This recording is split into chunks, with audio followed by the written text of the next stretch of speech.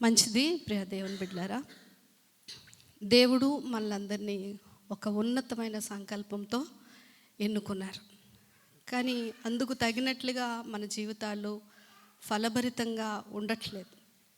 కారణం ఏంటి అంటే, దేవుడు మనలను ఎలా నడిపించాలనుకుంటున్నాడో, ఏ మార్గంలో నడిపించాలనుకుంటున్నాడో, ఎలా సహాయం చేస్తూ నడిపించాలనుకుంటున్నాడో మనము గమనించకపోవటమే మన వైఫల్యాలకు కారణం. ఏదేమైనా ఈ నూతన సంవత్సరంలోనికి వెళ్ళబోయే ముందు దేవుడు తన వాక్కుతో కొన్ని విషయాలను మనలను దర్శించబోచుంటుండగా సిద్ధపడి వాటిని అనుసరించి ఒక నూతనమైన తీర్మానం లేదా సమాధానం లేక ఆయన మీద ఆధారపడుతూ ముందుకు వెళ్ళడానికి ప్రయత్నం చేద్దాం. నూతన సంవత్సరంలోనికి వెళ్ళబోయే ముందు మనము కొన్ని దేవుని వాక్యాలను చూసినట్లయితే, ఎలా అయితే ఒక సంవత్సరాన్ని మనం విజయవంతంగా గడపగలం, లేక దేవుని మార్గంలో విజయవంతంగా నడవగలం అని ఒక 3 విషయాలు నేను మీ ముందు పెట్టాలని ఆశపడుతున్నాను. ముందుగా, నూతన సంవత్సరంలో మనం ప్రవేశించక ముందు మనము గత కాలపు విషయాలను మర్చిపోవాలి. గతము తాలూకా అనేక జ్ఞాపకాలను మర్చిపోవాలి. పౌలు ఫిలిప్పీలకు రాస్తూ 3వ అధ్యాయము 13వ వచనంలో ఇలా రాస్తూ ఉన్నారు: వెనుకున్నవి మరచి ముందున్న వాటికై వేగిరపడుచు. మరచి అన్న దగ్గర ఫుట్ నోట్లో ఏముందండి? లక్ష్య పెట్టక. ఇక్కడి నుంచి హైదరాబాద్ వెళ్ళాలనుకోండి, వైజాగ్లోనే ఉంటే వెళ్ళగలవా? వెళ్ళాం. వైజాగ్ను వదిలిపెడితేనే హైదరాబాదు వెళ్ళగలం. కనుక ముందుకు వెళ్ళాలి అంటే వెనకున్నవి కొన్ని మనము కనీసం లక్ష్య పెట్టకూడదంట. మర్చిపోయి అంటే లక్ష్య పెట్టకూడదు. ఏంటి అవి అంటే, మనల్ని గాయపరిచిన చాలా సందర్భాలు ఉండొచ్చు గతంలో, లేక మనం వైఫల్యం చెందిన ఉండొచ్చు, మనలను వెనక్కి లాగే కొన్ని మాటలు ఉండొచ్చు, లేక మనలను పదే పదే వేధిస్తున్న గతకాలపు పాపాలు ఉండొచ్చు, కొన్ని నిందలు అవమానాలు లాంటివి కూడా ఉండొచ్చు. ఏవైనా కూడా ముందుకు వెళ్ళాలంటే మనం వెనకున్న వాటిని ఏం చేయాలట? మర్చిపోవాలి. మీరు ఎప్పుడైనా బాగా నిల్వ ఉన్న మురికిలో, బాగా ఎక్కువ రోజులు నిల్వ ఉన్న ఒక మురికిలో ఒక కర్ర పెట్టి కదిపామనుకోండి, విపరీతమైన బ్యాడ్ స్మెల్ వస్తుంది. అలాగే మన జీవితంలో అయిపోయిన గతాన్ని తవ్వటం వల్ల, వాటిని జ్ఞాపకం పదే పదే చేసుకోవడం వల్ల మనం ఎప్పుడు కూడా ముందుకి సాగలేమండి. ఆరోగ్యపరంగా నష్టపోతాము, సమయాన్ని కోల్పోతాము, మనం ఛేదించాల్సిన గమ్యాలు కూడా మనం ముందుకి వెళ్ళలేం. కనుక ఎప్పుడు గత తాలూకా ఆ చేదు జ్ఞాపకాలు, గాయపరిచినవి, వాటన్నిటినీ కూడా మనం వదిలిపెట్టడం అనేది నేర్చుకోవాలి. పౌలు ఈ మాటను రాస్తూ వెనకున్న వాటిని మరిస్తేనే నేను ముందున్న వాటిని పొందుకోగలను అన్నాడు. ఒక చిన్న ఉదాహరణ చెప్తాను. చాలాసార్లు కొన్ని మాటలు మనల్ని ముందుకు వెళ్ళలేవు. కొందరు మనుషుల వల్ల మనం ముందుకు వెళ్ళలేం. ఒక 2 కప్పులంట నూతిలో పడిపోయినాయి అంట. ఆ నూతిలో నుంచి రావడానికి 2 కప్పులు చాలా ప్రయత్నం చేస్తున్నాయి. బయట ఉన్న కొన్ని 100 కప్పలు అరుస్తున్నాయంట. వీటిని చూసి చాలా గట్టిగా కేకలేసి అరుస్తూ ఉన్నాయి. అరుస్తుంటే ఈ నూతిలో కప్పలు బయటికి రావడానికి ట్రై చేస్తూ ఉన్నాయి. ఎక్కడం పడిపోవడం. ఎట్టకేలకు ఒక కప్ప అయితే ఇలా ఎక్కుతూ పడిపోతూ మొత్తానికి కింద పడి చచ్చిపోయింది. ఇంకా మిగిలిన ఒక కప్ మాత్రం అలా ప్రయత్నం చేస్తూనే ఉంది. ఈ పైనుంచి వీళ్ళు కేకలు వేస్తూనే ఉన్నారు మిగతా కప్పలు. ఎట్టకేలకి ఈ కప్ప పైకి వచ్చేసిన తర్వాత ఈ మిగిలిన కప్పలన్నీ బోరుమని ఆ కప్ప దగ్గరికి వెళ్ళిపోయి, నువ్వు ఎలా వచ్చావు అన్నట్లుగా కేకలేస్తూ ఉన్నాయి. ఈ కప్పకి వాళ్ళు అరవటం కనిపిస్తుంది, కానీ ఆ కప్ప ఒకటి అన్నదంట, మీరేం మాట్లాడుతున్నారో నాకేమీ వినబడట్లేదు అన్నదంట. గమనించండి, ఈ పైనున్న కప్పలన్నీ ఏమని అరుస్తున్నాయో తెలుసా? పైకి రావద్దు, పడిపోండి అని అరుస్తున్నాయంట. ఆల్రెడీ ఆ మాటలకి ఒక కప్ప ఎక్కుదామని ప్రయత్నం చేసి కూడా ఆ మాటలకి ఏమైంది? కింద పడిపోయింది. చెవిటి కప్ప అవడం వల్ల పైకి వచ్చింది. చాలాసార్లు మనుషుల మాటలకి మనం చెవిటోళ్ళం అయిపోవాలి. మనల్ని వెనక్కి లాగే మాటలకు కానీ, లేక మనల్ని బాధ పెట్టే మనుషులకు కానీ కొన్నిసార్లు మన చెవిని ఇవ్వకూడదు. విని విననట్లుగా, చూచి చూడనట్లుగా ఉంటేనే మనం ముందుకు వెళ్ళగలం. కనుక కొంతమంది ఉన్న దౌర్భాగ్యం ఏంటి అంటే, ప్రస్తుతంలోనే ఉంటారు కానీ ఎప్పుడు గతంలోనే జీవిస్తారు.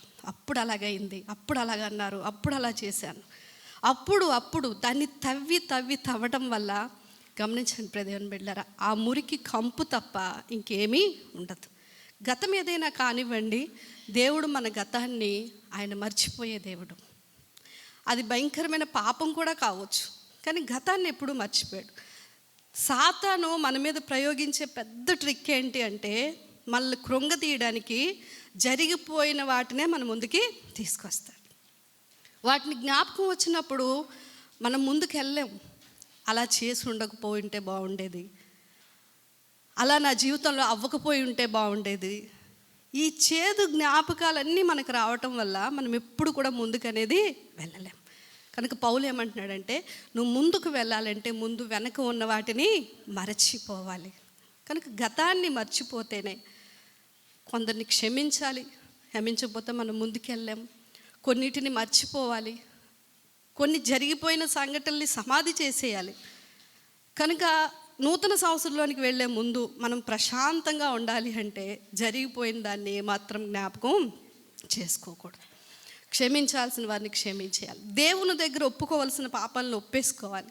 ప్రభు, తెలుసో తెలియకో అయిపోయింది, నేను ఇంకా నూతన పరచబడాలనుకుంటున్నాను, ఆ జ్ఞాపకాలు ఇంక నన్ను వేధించకుండా సహాయం చేయమని దేవుని సన్నిధిలోనే మనం అడిగి గతాన్ని విడిచిపెట్టి. ఎందుకంటే ఒక్కదాన్ని కూడా, గతంలో అయిపోయిన దాన్ని మనం దేన్ని కూడా మార్చలేం. కనుక గతాన్ని విడిచిపెడితే తప్ప ముందుకనేది వెళ్ళలేం.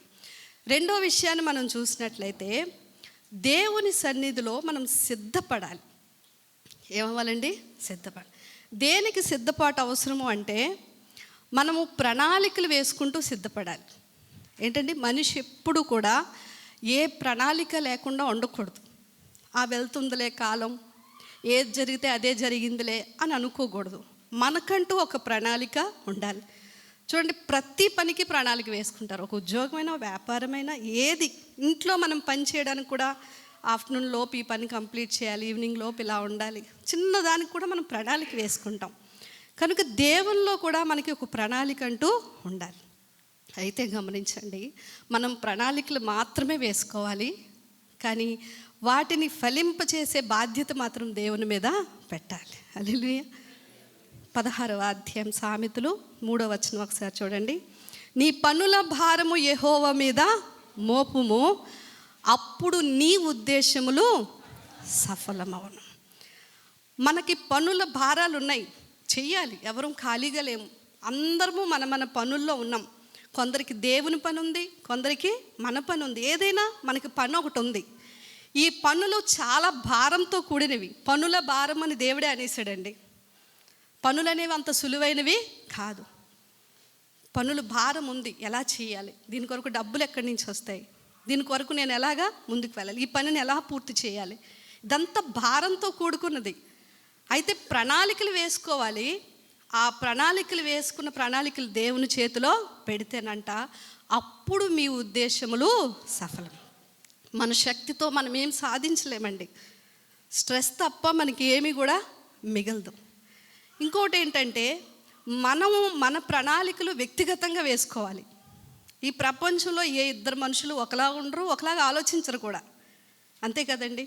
మనకు చాలాసార్లు నేను ఆళ్ళలా ఉంటే బాగున్ను, ఆళ్ళలా చేస్తే బాగున్ను, వీళ్ళ సేవ చేయాలి, లేకపోతే ఆళ్ళ మాట్లాడాలి, ఆళ్ళ ఉద్యోగం చేయాలి. ఇంకొకరితో కంపేర్ చేసుకున్నంత కాలం మన పని మనం చేయలేము, వాళ్ళ పని కూడా మనం పూర్తి చేయలేము. ఎందుకంటే దేవుని నడిపింపు ప్రతి వ్యక్తికి కూడా వ్యక్తిగతం అండి. నా పట్ల ఒక ఉద్దేశం దేవునికి ఉంది, మీ పట్ల దేవునికి ఒక ఉద్దేశము ఉంది. 32వ కీర్తన 8వ వచనంలో అంటారు దేవుడు, నీవు నడవవలసిన మార్గమును నీకు బోధించదు. చూడండి, నీకు ఉపదేశం చేసేదను, నీవు నడవవలసి, చూడండి ఎంత వ్యక్తిగతం. నీకు ఉపదేశం చేసేదను, నీవు నడవవలసిన మార్గమును, నీ మీద దృష్టి చాలండి. అంటే దేవుని నడిపింపు మన అందరికీ కూడా ఎలా ఉంటుంది? వ్యక్తిగతం. పక్కోళ్ళతో కంపేర్ చేసుకొని నేను అలా చేయలేకపోయాను, అలా ఉండలేకపోయాను, అలా సాధించలేకపోయాను, ఇది అంతా కూడా వర్కౌట్ అవ్వదండి దేవుడి దగ్గర. మనమందరం ఆయనకి స్పెషల్. మనందరికీ వేరు వేరు బాధ్యతలు దేవుడు ఇచ్చాడు. వేరు వేరు రకాలుగా దేవుడు మళ్ళీ వాడుకోవాలనుకుంటున్నాడు. కనుక మనం ఎప్పుడు డిస్కరేజ్ అయిపోతామంటే ఇంకా ఎక్కువ చేసి ఉండాల్సింది, ఏదైనా ఇంకా అలా ఉండాల్సింది, ఇంకా ఇలా ఉండాల్సింది అనుకున్నప్పుడు మనకేమవుతుందంటే ఒత్తిడి పెరుగుతుంది. దీని అంతటిని అంటే మనం ఎవరి చేతిలో పెట్టాలి? దేవుని చేతిలో పెట్టాలి. భారం ఆయన మీద వేయాలి. పని మనమే పూనుకోవాలి, ప్రణాళికలు మనమే వేసుకోవాలి, ఆయన మీద భారం వేయాలి. రెండోది, మనం సక్సెస్ఫుల్గా ముందుకు వెళ్ళడానికండి మన పని దేవుని ఉద్దేశంతో సరిపోతుందా లేదా? చాలాసార్లు మనం సక్సెస్ అవ్వం. ఎందుకంటే అది దేవుని ఉద్దేశానికి సరిపడా ఉండదు. మన ప్రణాళిక దేవుని ఉద్దేశం ఒకటై ఉంటే దేవుడు అద్భుతంగా సహాయం చేస్తాడండి. యాకోబు పత్రిక 4వ అధ్యాయం 15వ వచనంలో ఆ పైన కింద మంచి మాటలు ఉంటాయి. ప్రభు చిత్తమైతే అది చేద్దాం, ఇది చేద్దాం అని చెప్పుకోండి అని. ప్రభు చిత్తమైతే అని 15వ వచనం చదవండి. కనుక ప్రభువు చిత్తమైతే మనం బ్రతుకుండి ఇది చేద్దాం, అది చేద్దామని చెప్పుకోని వాళ్ళం. మనమంట పని చేయాలి, బ్రతుకుండాలి అంటే దేవుని చిత్తం ఉండాలి. ఒకవేళ బ్రతుకుంటే నేను పలానా పని చేయాలనుకుంటున్నాను, ఇలా ఉండాలనుకుంటున్నాను, ఇది పూనుకోవాలనుకుంటున్నాను, ఆ పని ఎలా ఉండాలంటే ప్రభు చిత్తమైతే చేయాలి. చూసారా? ఏదైనా దేవుని చిత్తానికి సరిపడేది మనం పూనుకొని భారం ఆయన మీద వేసినప్పుడు అండి చాలా సక్సెస్ఫుల్గా ముందుకి వెళ్ళిపోతాం. గమనించండి దేవుని బిడ్డలారా, ఇది వ్యక్తిగతంగా దేవుడు మన అందరికీ సహాయం చేస్తాడు. మన పనుల్లో చాలామందికి దేవుని పనిలో కూడా తొందరపాటు ఉంటుందండి. దేవుని పని చేసేటప్పుడు కూడా తొందరపాటు. మన పనుల్లోనూ తొందరే, దేవుని పనుల్లో కూడా తొందరే. మార్త మరియను మీరు గమనించండి. ఈ ఇద్దరిలో మీరు గమనిస్తే మనకు ఒక మంచి సత్యం అర్థమవుతుంది. అదేంటో తెలుసా? దేవుని కొరకు పని చేయటం ముఖ్యమా, దేవునితో ఉండటం ముఖ్యమా? మీ రెండు కళ్ళలో ఏ కన్ను మీకు ముఖ్యం అంటే ఏం చెప్తాం? రెండు ముఖ్యమే. కనుక వాక్యంలో దేవుడు దేవుని కొరకు పని చేయమంటున్నాడు, అదే సమయంలో దేవునితో మనం సమయాన్ని కూడా గడపాలి. ఈ రెండిట్లో ఏది ముఖ్యము అంటే రెండూ ముఖ్యమే, నో డౌట్. కానీ వాక్యం లోతుల్లోనికి వెళ్ళి ఆలోచిస్తే అండి, దేవుని కొరకు పని చేయటం కంటే దేవునితో ఉండటమే ముఖ్యం. మార్త ప్రభు కొరకు పనిచేస్తూ ఉంది. ఆయనకి భోజనం వండాలి, ఆయన్ని బాగా చూసుకోవాలి, ఆయన సాటిస్ఫై చేయాలి, మంచి ఆహారం పెట్టి అని.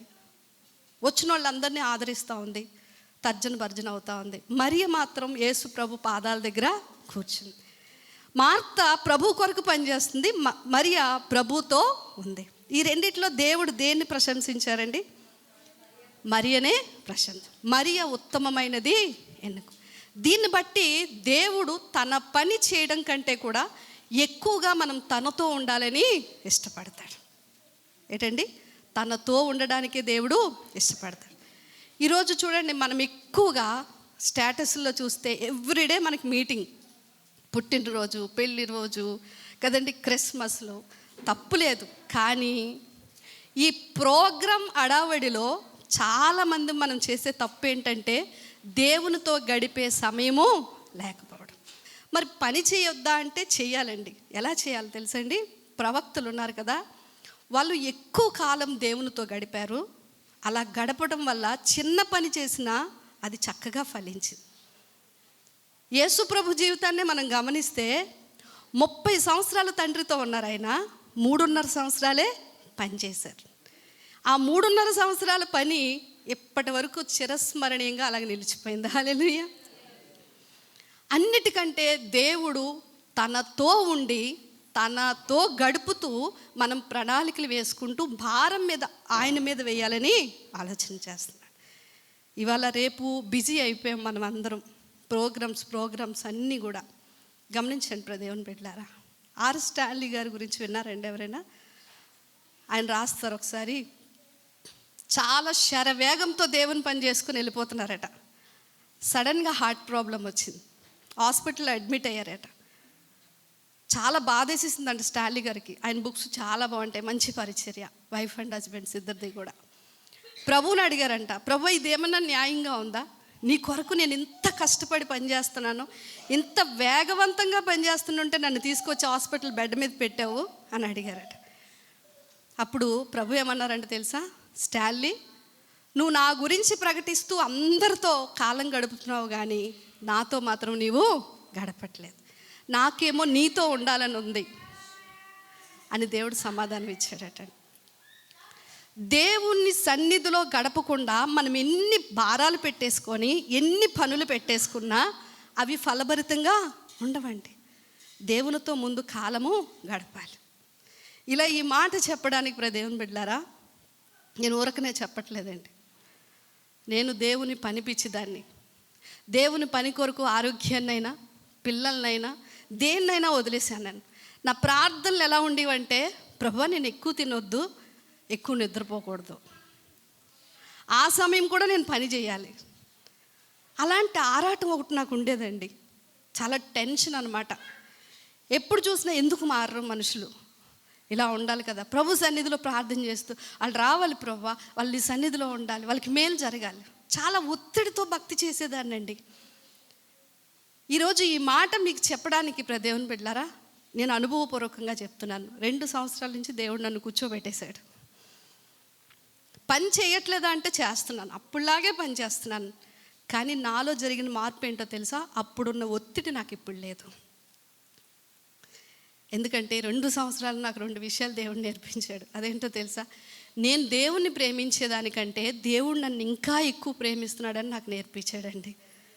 నేను రెస్ట్ తీసుకోవడం కూడా నా తండ్రికి ముఖ్యం, నా ఆరోగ్యం కూడా నా తండ్రి పట్టించుకుంటున్నాడు, నన్ను ఆయన ప్రేమిస్తున్నాడు, నన్ను కంఫర్ట్ చేస్తున్నాడు అనే విషయం నాకు ఈ సఫరింగ్ టైంలో చాలా అర్థమైంది.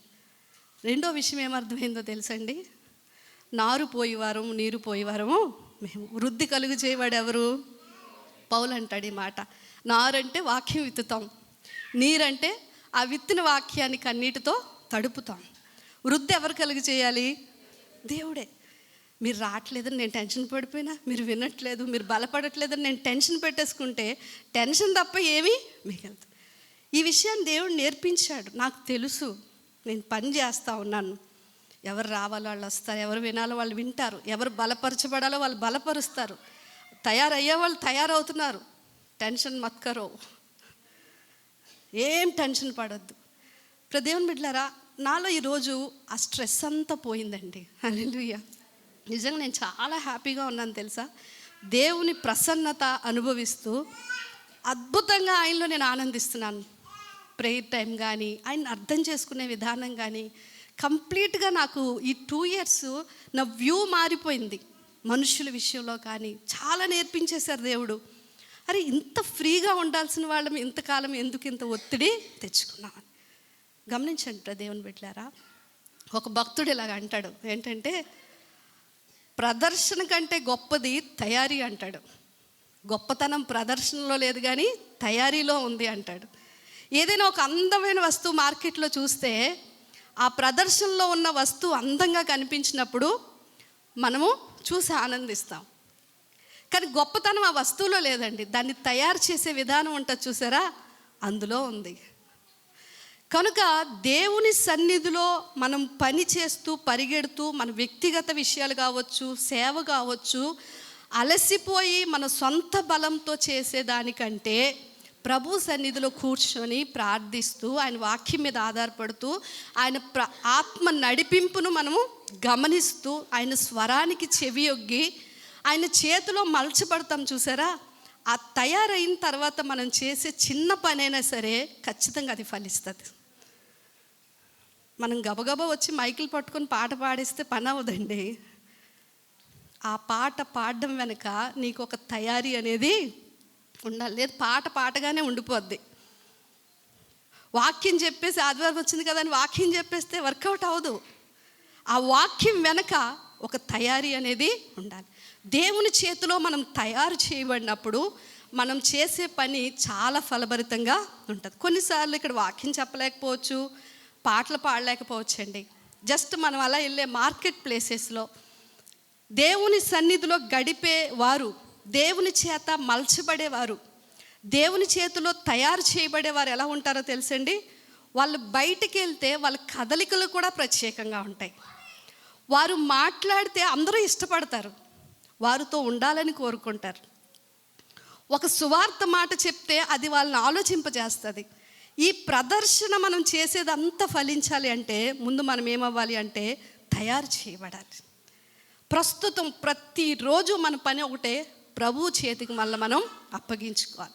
ఆయన చేతులకు అప్పగించుకొని ఆయన సన్నిధిలో గడిపి ఆయన ఏం చెప్తున్నాడు, ఆయన ఏమి ఆలోచిస్తున్నాడు, ఎలా నడిపించాలనుకుంటున్నాడు అనే ఆ సిద్ధపాటు కలిగి మనం చేస్తే ఏదైనా మీ సొంత పనులు కానీ దేవుని పనులు కానీ అద్భుతంగా సక్సెస్ అయిపోతాయి.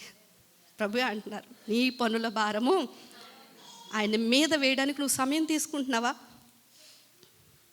ఆయనతో గడపడానికి సమయం తీసుకుని, ప్రభు ఇది చాలా ఒత్తిడితో కూడుకున్న పని, నీకు అప్పచెప్తున్నాను, ప్రణాళిక నేను వేసుకున్నాను, అంతే, దేవుడు నడిపించేస్తాడండి. చాలాసార్లు ప్రతి హబక్కుకు ఒక మాట రాస్తూ ఉంటాడండి. 3వ అధ్యాయం 2వ వచనంలో, మనం ఒక తొందరపాటులోనే అవుతాం. సంవత్సరాలు వెళ్ళిపోతున్నాయి కానీ నేనేమీ చేయలేకపోతున్నాను, నా జీవితంలో ఏ మార్పు కలగట్లేదు, ఈ పని ఇలాగ ఉండిపోయింది, ఆ పని అలా ఉండిపోయిందని చాలా తొందరపడిపోతుంటాం. హబక్కుకు 3వ అధ్యాయం 2వ వచనంలో ఆయన ఏమంటున్నాడంటే, యెహోవా సంవత్సరములు జరుగుచుంటుండగా నీ కార్యమును నూతన. ఎవరి కార్యం అండి? దేవుడు నూతన పరిచేది మన కార్యాలు కాదు. కొన్నిసార్లు అవ్వచ్చు, అవ్వకపోవచ్చు. ఆయన కార్యమును ఆయన నూతన పరుస్తాడు. మన కార్యాలు ఏంటి? పిల్ల పుట్టిందా లేదా, పెళ్ళి అయిందా లేదా, అప్పు తీరిందా లేదా, ఇల్లు కట్టేమా లేదా కదండి, జాబ్ వచ్చిందా లేదా, ఇవన్నీ మన కార్యాలు.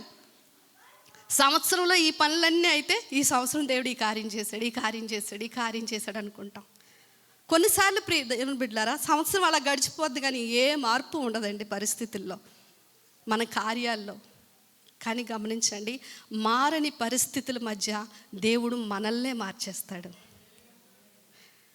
ఒకప్పుడులా మనం కంగారు పడం, ఓపిక పడుతుంటాం, సహిస్తూ ఉంటాం, ధైర్యంగా ఉంటాం. ఏమీ జరగకపోయినా 3-4 సంవత్సరాల నుంచి ఏ కార్యమూ జరగలేదండి. కానీ చూసుకుంటే మనలో మార్పు మాత్రం వచ్చేస్తుంది.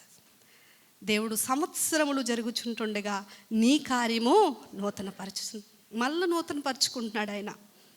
ఆయన కార్యం మనలో జరిగిస్తున్నాడు. ముందున్నట్లుగా మనం లేము, ముందు ఆలోచిస్తున్నట్లు ఇప్పుడు మనము లేము. కనుక కాలము వృధా కాదు. ఆవేశపడి ఆయాసపడి తొందరపడడం వల్ల మనం ఏమీ చేయలేము. మన భారం అంతా ఎవరి మీద వేయాలండి? దేవుని మీద వేయాలి. అప్పుడు మన ఉద్దేశములు సఫలమవుతుంది. 2వ విషయం ఇది. మొదట ఏం చెప్పుకున్నాం? వెనక ఉన్న గతాన్ని మనం ఏం చేయాలి? మర్చిపోవాలి. గతాన్ని తవ్వుకోకూడదు, వాసన వస్తుంది, కంపు కొడుతుంది. 2వది, దేవునికి మళ్ళీ మనం అప్పగించుకుంటూ సిద్ధపడాలి. ప్రణాళికలు వేసుకో, పనులకు పూనుకో. అది ప్రభు చిత్తమా కాదా ఆలోచించుకో.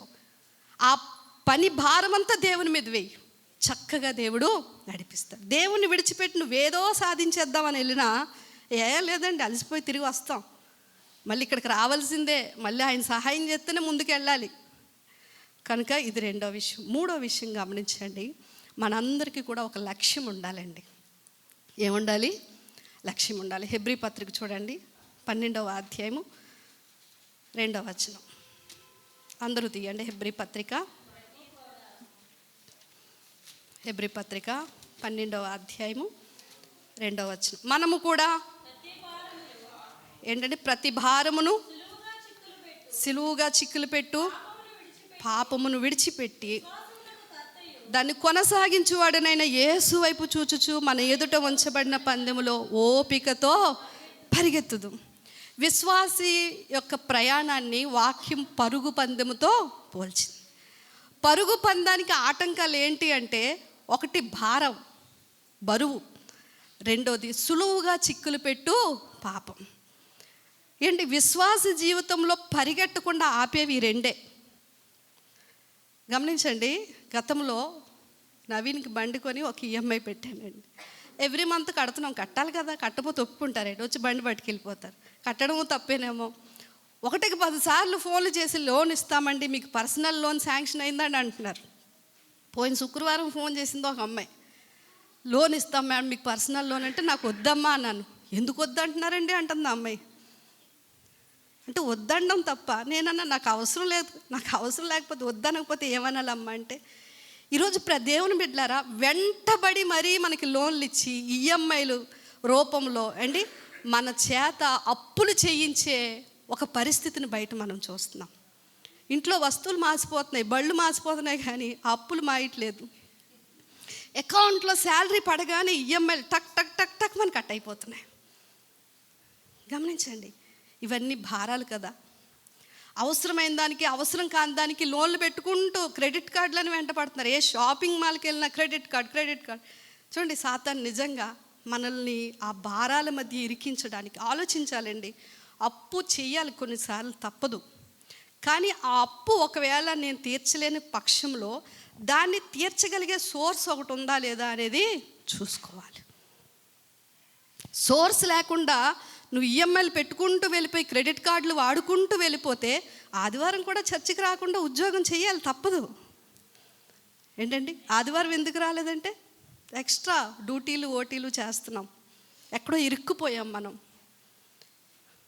మనకు అవసరం లేనివన్నీ తెచ్చి ఇంట్లో పెట్టుకున్నాం. గమనించండి, ఇవన్నీ భారాలండి, ఆర్థికమైన భారాలు పెట్టేసుకుంటున్నాం. రెండోది కాంటాక్ట్స్. అంటే కాంటాక్ట్స్ ఎలా భారం అవుతాయంటే తెలుసండి, ఈరోజు మొబైల్ వచ్చిన తర్వాత ఒకప్పుడు మనకు చాలా తక్కువ పరిచయాలు ఉండేవి. మనుషులతో కాంటాక్ట్ అవ్వడం చాలా తక్కువ. వెళ్తేనే కానీ కలవడం లేదు, వెళ్తేనే కానీ మాట్లాడడం లేదు. ఇప్పుడు అలా కాదు. ఫోన్ వచ్చిన దయ వల్ల ఎన్ని గ్రూప్స్ ఉంటాయో మన ఫోన్లో. ప్రతి గ్రూప్లో నిమిషానికి మెసేజ్లు వస్తూనే ఉంటాయి. అన్ని నోటిఫికేషన్స్ ఓపెన్ చేస్తాం. ఎవరేం పెట్టారు, ఏం జరిగింది జూమ్ చేసి మరీ చూస్తాం. కాస్త సమయం అక్కడ స్పెండ్ చేసి ఇది జరిగింది, అది జరిగింది. ఇది ఒక ఎత్తు. ఇంకా మనకి టక్ టక్ టక్ అని ఒక్కొక్కరు ఒక్కొక్క మెసేజ్ పెడుతూనే ఉంటారండి. గమనించండి, మెసేజ్కి రిప్లై ఇవ్వకపోతే కోపడుతున్నారండి. ఎన్ని కాంటాక్ట్స్. దేవుని పిల్లలుగా అండి అవసరం లేని కొందరు వ్యక్తులను, అవసరం లేని కొన్ని విషయాలను మనం అవాయిడ్ చేయడం నేర్చుకోవాలి. సమయం ఎక్కడ పోతుంది అనుకున్నారు? మనకి ఎక్కడ పోతుంది? మొబైల్లో వచ్చే నోటిఫికేషన్స్ చూడడానికి, మెసేజ్లు చదవడానికి, రిప్లైలు ఇవ్వడానికి, ఫోన్స్ అటెంప్ట్ చేయడానికి, ఆ ఫోన్ కాల్స్ తిరిగి చేయడానికి టైం అయిపోవటం లేదా? విశ్వాస ప్రయాణము ముందుకు సాగుతుందా? ఇలాగైతే ఇరుక్కుపోతున్నావు, అందులో ఇరుక్కుపోతున్నాం. కాంటాక్ట్స్ తగ్గించుకోండి. ఒక ఆయన, ఎందుకండి అలాగా అందరితో అన్నట్టు, చచ్చినప్పుడు 10 మంది రావాలి, పబ్లిక్ రిలేషన్స్ పెంచుకోవాలంటున్నారు. ఇక్కడ పబ్లిక్ రిలేషన్స్ పెంచుకొని 10 లక్షల మంది చచ్చిపోయిన తర్వాత మన దగ్గరికి వచ్చినా మనం అక్కడికి వెళ్ళకపోతే, గమనించండి, ఈ కాంటాక్ట్స్ మధ్య ఇరుక్కుపోతున్నాం. రిలేషన్స్ పెట్టేసుకుంటున్నాం ఎక్కువ. అవసరమైన వాళ్ళకి కొన్ని అసలు వద్దని నేను అన్నాను. అయిన దానికి కాని దానికి ప్రతి ఒక్కరితో పరిచయాలు పెంచుకొని వాళ్ళతో సమయము నువ్వు పెట్టుకుంటే వాళ్ళు సాటిస్ఫై చేయడానికి, వాళ్ళకి రిప్లైలు ఇవ్వడానికి, వాళ్ళతో మాట్లాడడానికి ఒకళ్ళేమో అక్కడికి రమ్మంటారు, ఒకరికి పెళ్ళి అంటారు, ఒకరికి ప్రధానం అంటారు. ఈ రోజుల్లో ఎవరి పెళ్ళికి ఎవరు వెళ్తున్నారో తెలీదు. అందరి పెళ్ళిళ్ళకి వెళ్ళిపోవడమే. ఎందుకంటే పిలిచారండి, తెలిసిన వాళ్ళండి, మొన్నే పరిచయం అయ్యారండి. ఇవన్నీ భారాలు. సమయం పోతూ ఉంది. ఆర్థిక భారాలు ఒకవైపు, మనుషుల భారాలు ఒకవైపు. ఇంకొకటి గమనించండి దేవుని బిడ్డలారా, అన్ని పనులు మనమే చేసేయాలనుకుంటామండి. ఇదొక బర్డెన్. నేను అలాంటిదాన్ని. ఎవరికి ఏ పని చెప్పడానికి అంతగా ఇష్టపడను. త్వరగా నా పనులు నేనే చేసుకోవాలి, అవసరమైతే అన్ని పనులు నేనే చేయాలి. ఇలాంటి హయాంలో ఈరోజు వైఫ్ అండ్ హస్బెండ్స్ ఇద్దరూ కష్టపడుతున్నారు. ఇద్దరు కూడా కష్టపడుతున్నారు. ఇద్దరు ఉద్యోగాలు చేసి ఇంటికి వస్తున్నారు. చాలా ఫ్యామిలీస్లో ఇంటికి వచ్చిన వాళ్ళు వంట చేసి ఎలా, వాడు ఫోన్ పట్టుకొని, సెల్ ఫోన్ పట్టుకొని సోఫాలో కూర్చుంటాడు కుర్రాడు, అయిపోయాడో ఏదో సెల్ ఫోన్. వండిన తర్వాత పిల్లలు నోట్లో పెట్టేది మనమే, ఆ ముద్ద దిగడానికి నీళ్లు పోసేది మనమే, మూత తుడిచేది మనమే, అక్కడే కంచంలో ఆడు చెయ్యి కడిగేది మనమే. నువ్వు ఆడుకో బాబు, నువ్వు ఆడుకో. గమనించండి, వాళ్ళని సోమరులు చేసేస్తున్నాం మనం. ఇవన్నీ చాలా సింపుల్గా అనిపించవచ్చు కానండి, శరీరం అలసిపోతూ ఉంటుంది. ఇంకా ఆ తల్లికి ఆ తండ్రికి రెస్ట్ ఎక్కడది? ఆ తిన్న తర్వాత ఆడు చేయి కడుక్కున్నాడు అనుకోండి, ఇది కిందకు దిగుతుంది, ఫుడ్ కిందకు దిగుతుంది, చక్కగా డైజెస్ట్ అవ్వడానికి అవుతుంది. 4 అడుగులు అయినా అన్నం తిన్నావు కదా నేర్పించాలి. నువ్వు పిల్లల మీద ఏ బర్డెన్ పడకూడదు, ఎవరికి ఏమి చెప్పకూడదు, అంతా నేనే చేసి నేనే నలిగిపోవాలి. గమనించండి, ఇలా కూడా మనకి భారాలు ఎక్కువైపోతాయి, శరీరానికి భారం ఎక్కువైపోతా ఉంది. ఆర్థిక భారాలు, మనుషులతో, అలాగే వ్యక్తిగతంగా అన్నీ మనమే భరించడం అనేది భారం. ఇటో 10 కేజీలు ఇటో 10 కేజీలు బరువు వేసుకుంటే మనం పరుగు పందెంలో ముందుకు వెళ్ళగలమండి? వెళ్ళాం. రన్నింగ్ రేస్లో ఉన్నవాళ్ళు మీరు గమనిస్తే ఒంటి మీద కూడా చాలా తేలికపాటి వస్త్రాలు వేసుకుంటారు. అంటే ఆ పరుగు పందెంలో బరువైన వస్త్రాలు కూడా వేసుకుంటే వాళ్ళు ఫ్రీగా పరిగెట్టలేదు. చాలా షార్ట్గా ఉంటాయి వాళ్ళ వస్త్రాలు, చాలా తేలిగ్గా ఉంటాయి, తేలికైన మెటీరియల్తో ఉంటాయి. విశ్వాస జీవితం కూడా పౌలు అంటున్నాడు, ఇది పరుగు పందెంతో సమానం. ఊరికే బర్డెన్స్ పెట్టేసుకొని ఆదివారాలు చర్చి లేదు, ప్రార్థన లేదు, వాక్యం లేదు, ఎలాంటి మనం ముందుకెళ్తాం? ఇది మొదటిది. రెండోది, సులువుగా చిక్కులు పెట్టు పాపం. అంటే ఇది మనం అనుకొని చేసే పాపం కాదు.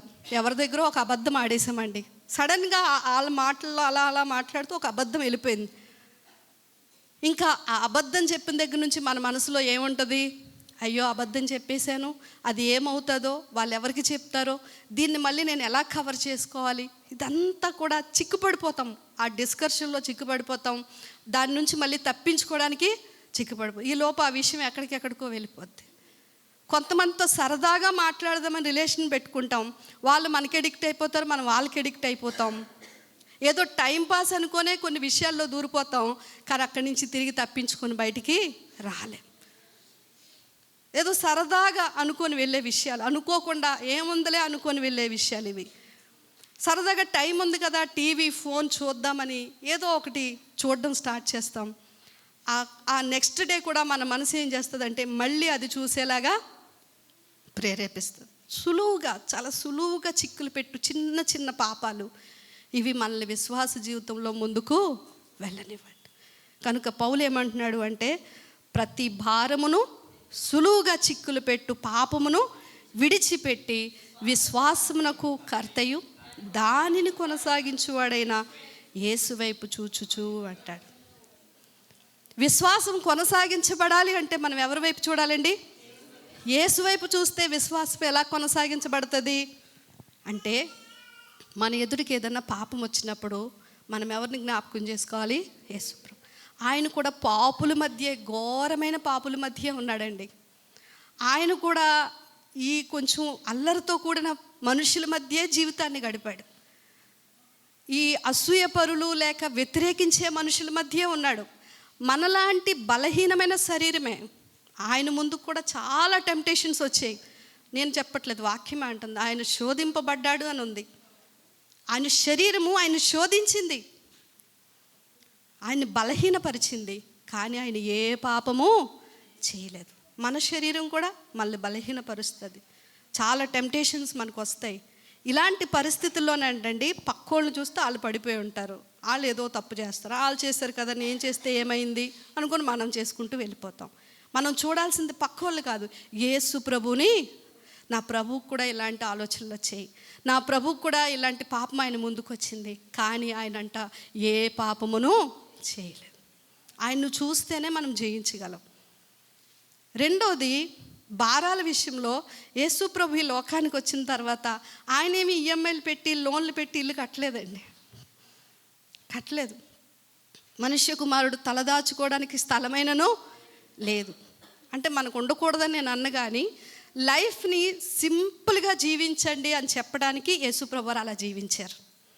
సింపుల్గా జీవించండి, తక్కువ వాటిలో జీవించండి, ఎక్కువ బర్డెన్స్ పెట్టుకోవద్దు అని చెప్పడానికి యేసు ప్రభు వారు ఆ పుట్టుక కానీ ఆయన జీవితం కానీ నిరాడంబరంగా జీవించారు.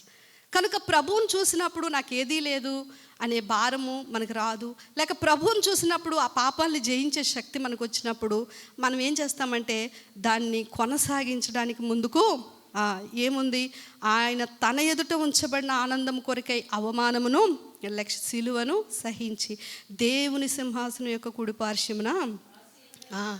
అంటే అర్థం ఏంటంటే మన పరుగులో మనకు ఒక దిశ అనేది ఉంది, ఒక గమ్యం అనేది ఉంది.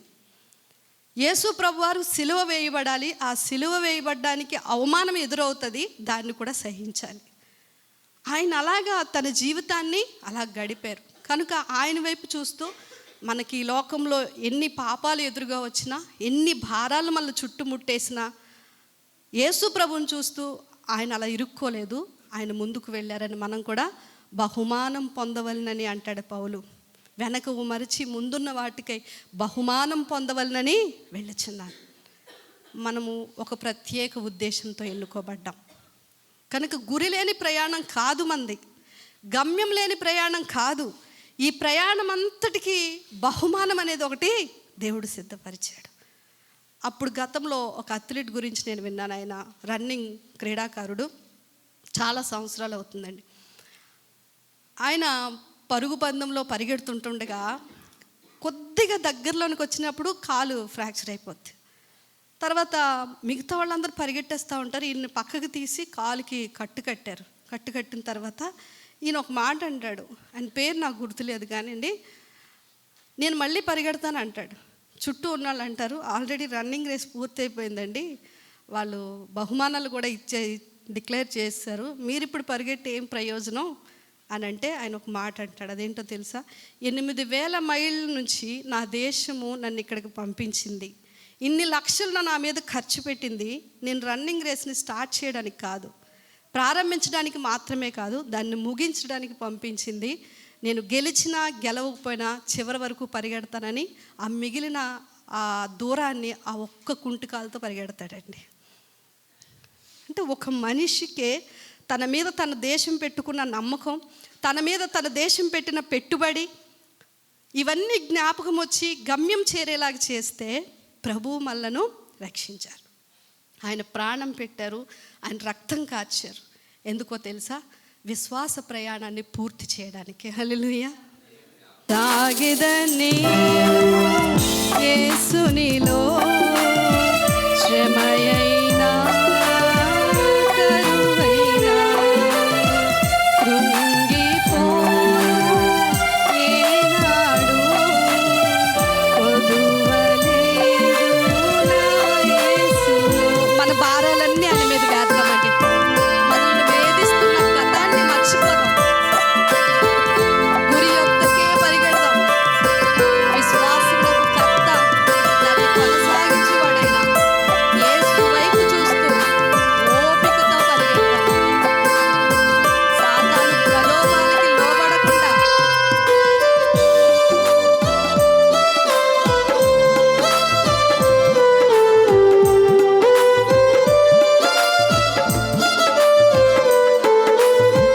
తన రూపములో నన్ను చేసుకొని తన రక్తముతో పరిశుద్ధపరచి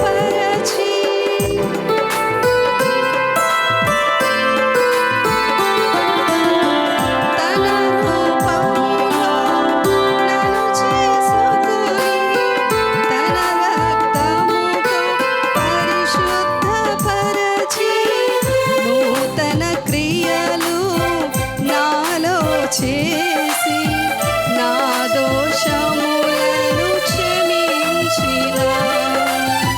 నూతన క్రియలు నాలో చేసి నా దోషములను క్షమించిన.